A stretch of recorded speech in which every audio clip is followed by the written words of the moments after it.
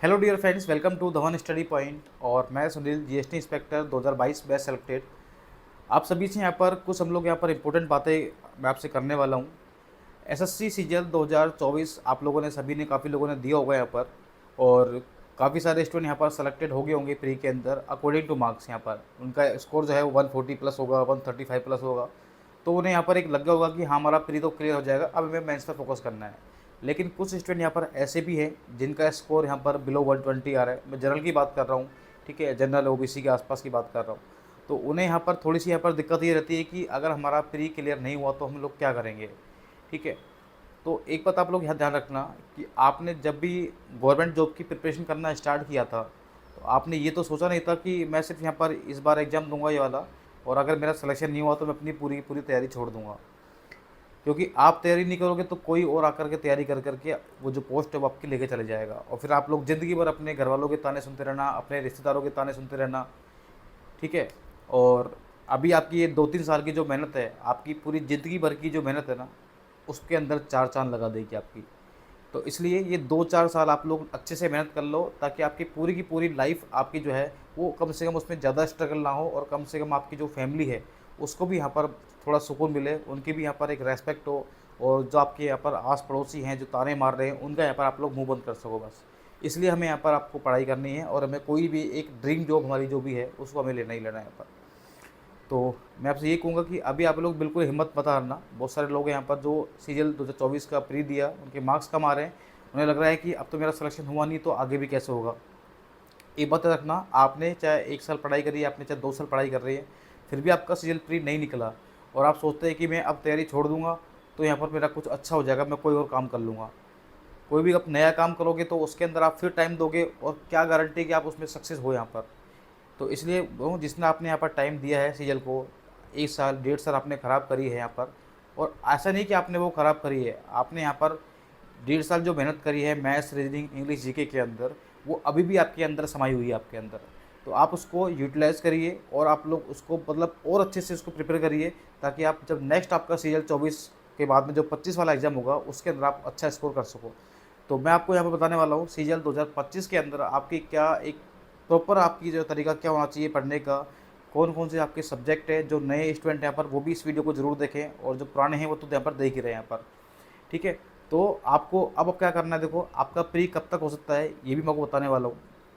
जैसे मान के चलो आप लोग यहाँ पर कि दिसंबर या जनवरी तक, मैक्सिमम पॉसिबल है कि दिसंबर या जनवरी के अंदर अंदर आपका जो है सीजीएल 2025 सॉरी एसएससी 2025 का कैलेंडर आपका जारी हो जाएगा।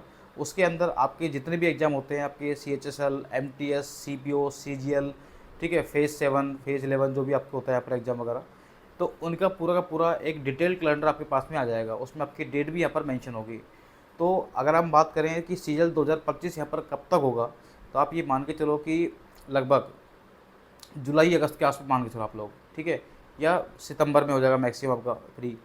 तो हमारे पास जो टाइम है ना अभी, वो कम से कम 8 से 12 महीने के बीच में है। अगर मैं एवरेज मानूँ तो कम से हमारा 9 से 10 महीने का हमारा जो एवरेज टाइम है यहाँ पर वो हमारे पास बचा हुआ है। तो अब ये भी नहीं है कि आपका सीजन 24 हो गया तो आप सोच रहे हो कि इतने साल हमने तैयारी करी, हमारा नहीं हुआ, बीच में हम लोग रेस्ट ले लेते हैं। रेस्ट आपको बिल्कुल भी नहीं करना है, आपको कंटिन्यू आपको तैयारी करनी है सीजन 25 के लिए, क्योंकि ज़्यादा टाइम आपके पास नहीं है। 2025 जो आपका सीजन होगा उसमें ज़्यादा टाइम नहीं है, और वो एग्जाम आपको निकालना ही निकालना है, और उसके लिए आपको अभी से फोकस करना पड़ेगा। वरना होगा क्या कि आप अभी तैयारी नहीं करोगे, फिर एग्ज़ाम डेट आएगी, फिर आप तैयारी करोगे, तो जो हाल आपका अभी हुआ है ना 24 के अंदर की आपके नंबर 120 रह गए, 125 रह गए, यानी कट ऑफ के जस्ट पहले से आप रह गए यहाँ पर, वही हाल आपका उस टाइम होने वाला है।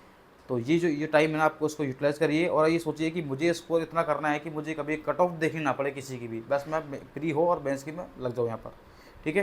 तो 2025 के लिए देखो हम बात करते हैं यहाँ पर आपको क्या क्या पढ़ना है और क्या क्या उसमें सिलेबस है, सभी लोग यहाँ पर देखना। देखिए अगर मैं बात करता हूँ,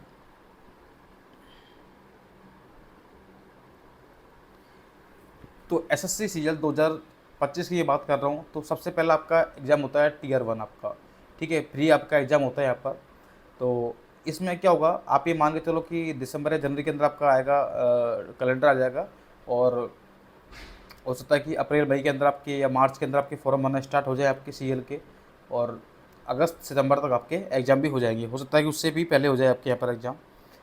तो प्री के अंदर आपको सभी को पता है सिलेबस क्या आता है, मैथ्स आती है, रीजनिंग आती है, इंग्लिश आती है, जीके आती है। प्रत्येक सब्जेक्ट के अंदर आपके जो है 25 क्वेश्चन आते हैं और एक क्वेश्चन आपके 2 नंबर का होता है, यानी कि 50-50 नंबर के आपके 4 सेक्शन होते हैं। 50 नंबर की मैथ, 50 नंबर की इंग्लिश, 50 नंबर की जीके, 50 नंबर की आपकी इंग्लिश। यहाँ पर टोटल जो आपका 200 मार्क्स का आपका पेपर होता है यहाँ पर। और आपको देखो उसमें क्या स्कोर करना है, कितना स्कोर करना है और कैसे करना है, ये सारी बातें मैं आपको इस वीडियो में आपको बताने वाला हूँ। तो वीडियो थोड़ी सी लंबी हो सकती है, लेकिन आप लोग पूरी ज़रूर देखना। और पूरी की पूरी कौन कौन सी आपको बुक फॉलो करनी चाहिए, प्री में स्कोर कैसे पड़ेगा, मॉक टेस्ट कैसे एनालाइज करना है, ये कंप्लीट वीडियो मैं आपको बताने वाला हूँ। ठीक है, तो इसके बाद आपको कोई भी यहाँ पर वीडियो देखने की जरूरत नहीं पड़ेगी प्री के लिए। तो देखिए एक बार, तो हम बात कर रहे हैं यहाँ पर 50 नंबर की आपकी मैथ आएगी, बताया मैंने आपको। तो 50 में से आपको देखो उसके आपके 25 क्वेश्चन आएंगे। अपना सिलेबस इतना अच्छे से आप लोग कर लेना कि आपकी कम से कम 24 क्वेश्चन आपके सही होने चाहिए और आप आराम से कर सकते हो। एसएससी का पेपर उठा के देखना, बहुत इजी पेपर आता है। अगर आपके अच्छे से कॉन्सेप्ट क्लियर हैं आपके, तो आपका पेपर बहुत इजी आता है एसएससी का यहाँ पर। ठीक है, तो 24 क्वेश्चन मैथ में होने चाहिए, 24 क्वेश्चन आपके रीजनिंग में होने चाहिए आपके।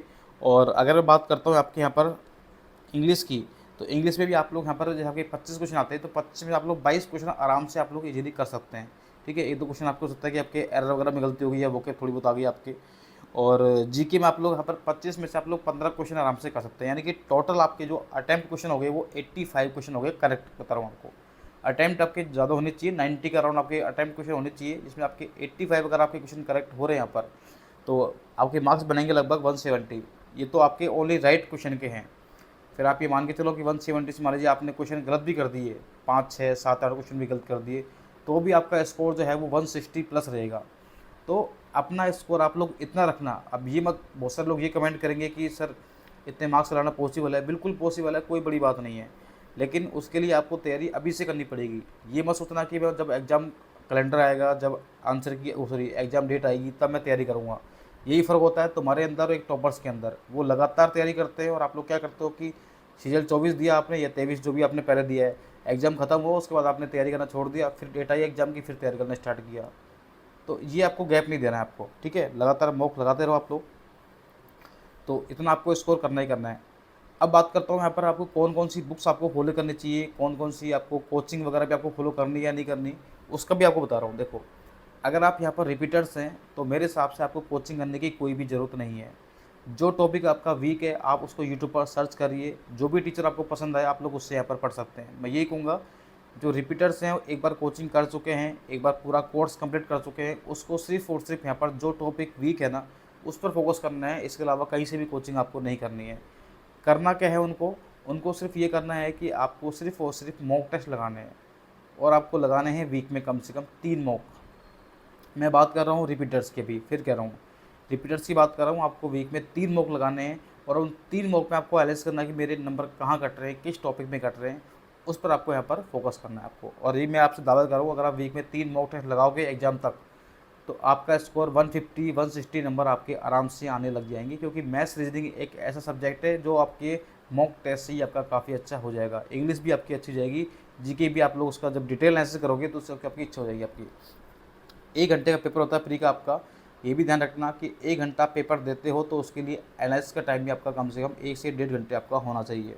ठीक है, और जो क्वेश्चन आपके नहीं आते हैं, आपसे नहीं हो रहे हैं या जिनमें टाइम लग रहा है, उन क्वेश्चन को आप लोग कॉपी में नोट डाउन कर लीजिए, ताकि जब वो सारे क्वेश्चन आपके साथ एक साथ हो जाएंगे तो आपको रिवीजन में आपको काफ़ी ज़्यादा आपको हेल्प मिलने वाली है। अब बात करते हैं जो यहाँ पर न्यू बिगिनर्स हैं, यहाँ पर जिन्होंने तैयारी अभी तक नहीं करी है, उनको क्या करना है, यानी कोचिंग करनी चाहिए या फिर नहीं करनी चाहिए, वो सभी लोग ध्यान देना। एक बार आप लोग मेरे कहने पर कहीं से भी आप लोग एक बार ऑनलाइन या ऑफलाइन कोर्स आप लोग ज़रूर कंप्लीट कर लेना। खास करके बात कर रहा हूँ यहाँ पर मैथ्स की बात कर रहा हूँ और एक आपके यहाँ पर इंग्लिश की बात कर रहा हूँ। ठीक है, क्योंकि रीजनिंग भी आप लोग आराम से आप कर लोगे, मॉक टेस्ट लगाओगे या फिर आप लोग कहीं से भी यूट्यूब से पढ़ोगे तो आपका हो जाएगा आराम से, कोई बड़ी बात है नहीं। लेकिन मैं फिर भी ये बात कहूँगा, अगर आप मॉडरेट हैं, ज़्यादा आप लोग इंटेलिजेंट नहीं है यहाँ पर, तो एक बार आपको कहीं भी प्री के लिए आपको किसी भी कोचिंग से आप लोग यहाँ पर, चाहे ऑनलाइन हो चाहे ऑफलाइन हो, ये आपको एक बार आपको ज्वाइन जरूर करनी चाहिए आपको। उससे क्या होगा कि आपके सारे टॉपिक आपके यहाँ पर कवर हो जाएंगे उसके अंदर।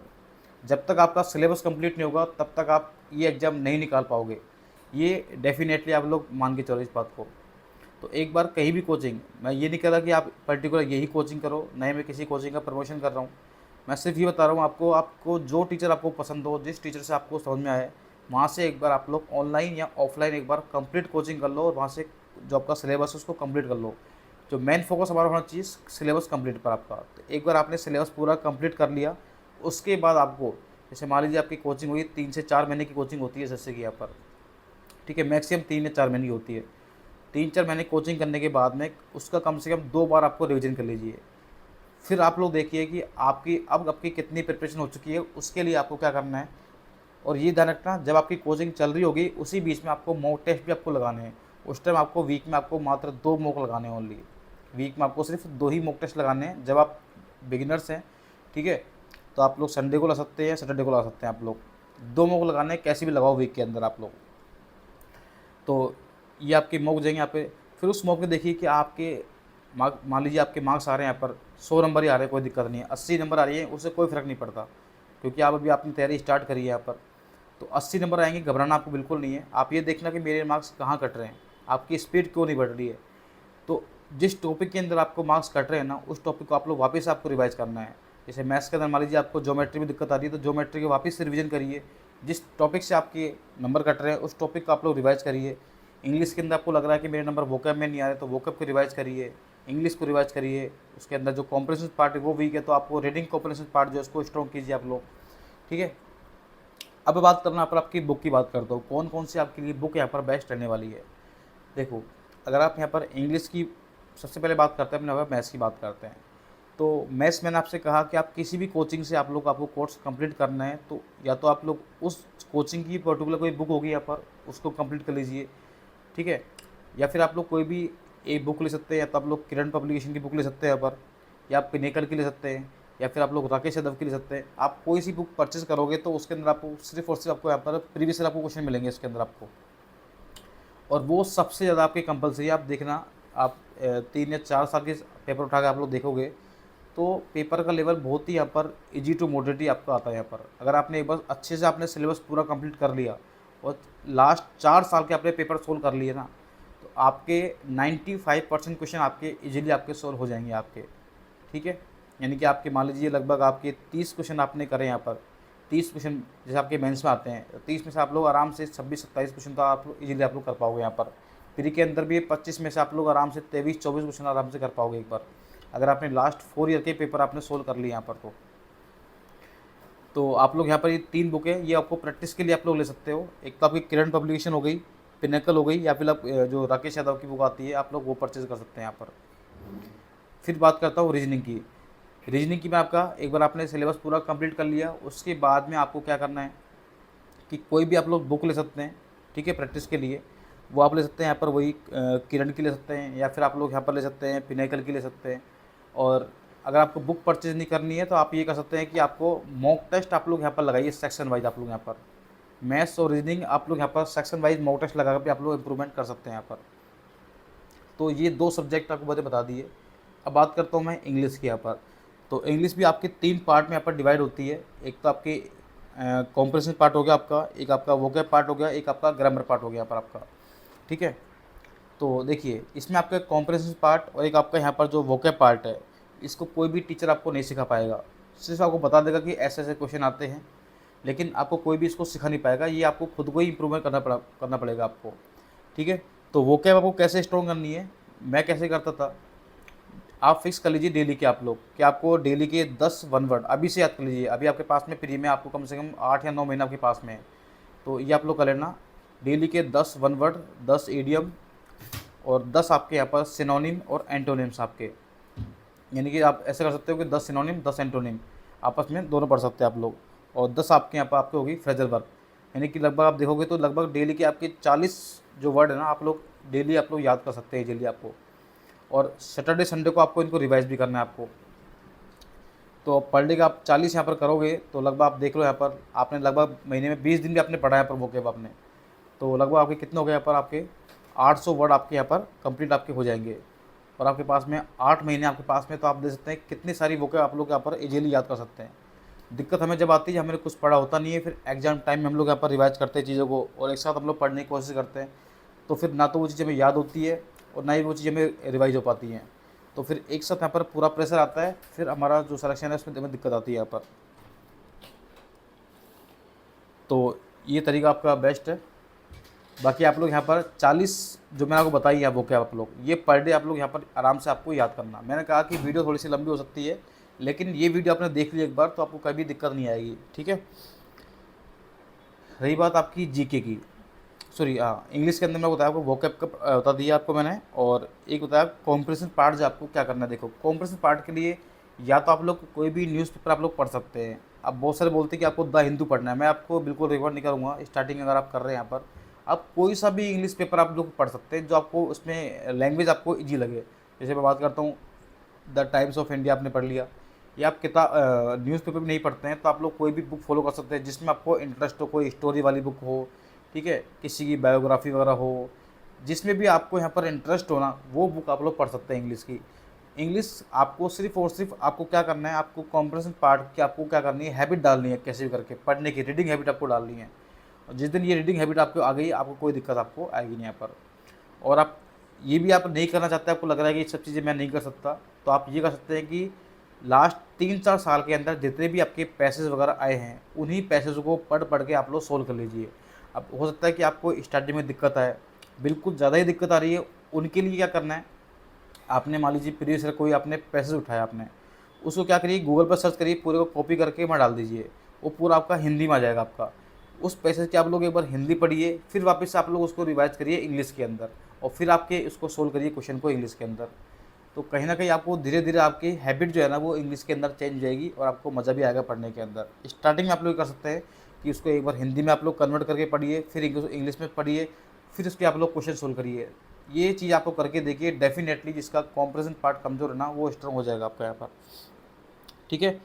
और तीसरा जो पार्ट आपका वो है ग्रामर।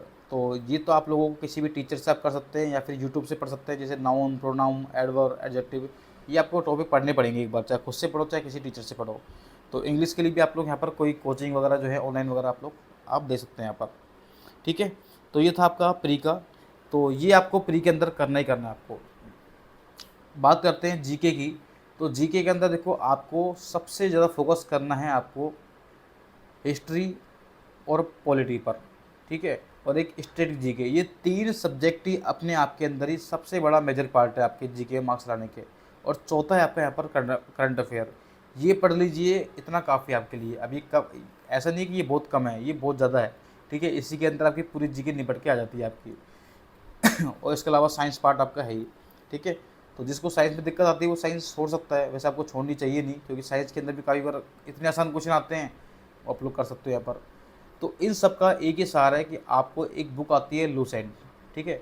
लूसेंट अगर आप लोग पढ़ते लेते हो ना तो आप इजीली 25 में से आप लोग आराम से 14-15 क्वेश्चन तो आप आराम से कर पाओगे यहाँ पर, ठीक है। तो लूसेंट आप लोग यहाँ पर पढ़ सकते हैं आराम से। लूसेंट में आपके यहाँ पर पूरी साइंस भी आपकी आ जाएगी, स्टैटिक जीके भी आ जाएगी, ठीक है, और आपके हिस्ट्री पॉलिटी वो भी आपकी यहाँ पर आ जाएगी। और बाकी आप करंट अफेयर जो है वो आप लोग कहीं से पढ़ सकते हैं, यूट्यूब से पढ़ सकते हैं, या कोई करंट अफेयर की बुक आती है उससे पढ़ सकते हैं आप लोग यहाँ पर। तो ये पूरा पूरा आपका एक पैटर्न था जो मैंने आपको बता दिया, ठीक है। और अब आप बात करना चाहोगे कि आपकी बेस्ट बुक कौन कौन सी हो सकती है। इंग्लिश के लिए सब मैंने आपको बताई नहीं आपको ना, इंग्लिश के लिए बताई मैंने आपको।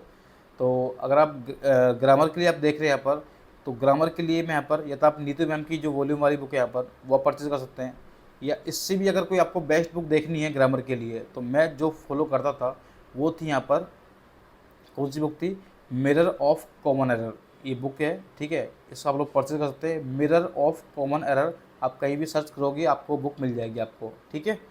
और ग्रामर के लिए हो गया आपका। वोकैब की बात करता हूँ तो वोकैब के लिए ब्लैक बुक जो यहाँ पर वो बेस्ट है, ब्लैक बुक के नाम से बुक आती है, ठीक है, निखिल गुप्ता की बुक है, आप इसको यहाँ पर परचेज कर सकते हैं यहाँ पर। बाकी एक बुक आती है MB, उसके अंदर आपके प्रीवियस ईयर के पूरे पूरे पेपर सेट दिए होते हैं। तो ये बुक भी आपके पास होनी चाहिए ताकि आप लोग पेपर भी आप लोग लगातार सोल्व करते रहो एज ए मॉक टेस्ट आपके सेक्शनल, ठीक है। तो ये था आपका पूरा का पूरा प्री पार्ट।